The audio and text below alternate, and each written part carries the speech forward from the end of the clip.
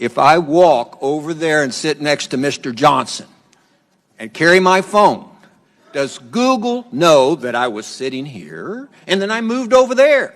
You're welcome anytime, Judge. Yes or no? I genuinely don't know without knowing I'm what shocked services. you don't know.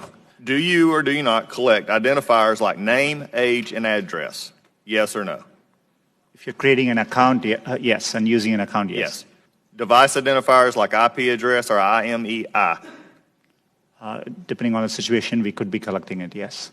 Specific search histories when person types something into a search bar? If you have search history turned on, yes. Contents of emails and Google Documents? We store the data, but we don't read or look at your Gmail. But you have access to them? As a company, we have access to them, yes. So you could? Saying you don't or don't, I'm not asking do you or don't. I'm saying you could, though there is a possibility. We have clear established policies on how we would do that data. GPS signals, Wi-Fi signals, Bluetooth beacons? Would depend on the specifics, but there may be situations, yes. The GPS, yes. Yes, if you have And location. voice and conversations when using Google Voice products?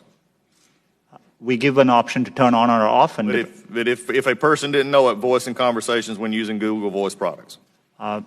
Yes. We only record when they initiated with OK Google and then say the terms after. Do you believe that Google has been brought out here in some question is biased? Congressman, it's really important to me that we approach our work in an unbiased. Do you believe that Google is biased? It's either yes or no. No, not in our approach. Why, number one, does Google need all this information? We can answer that in the fact that 86% of your revenue comes from advertising, so we know you manipulate the data in some ways. However, can you explain what you do to minimize this data, which is generally an accepted standard practice among those who collect data? Our goal is, but we are providing, for example, if we are providing you a service like Gmail, which we have done for 15 years, that data, we need to store it for our users, so they expect us to. So we are trying hard to match users' expectations. We don't need, our data for advertising, as I said earlier, most of it comes from just the keywords you type. And so, we need minimal data to do advertising. We give you options to turn ads personalization off.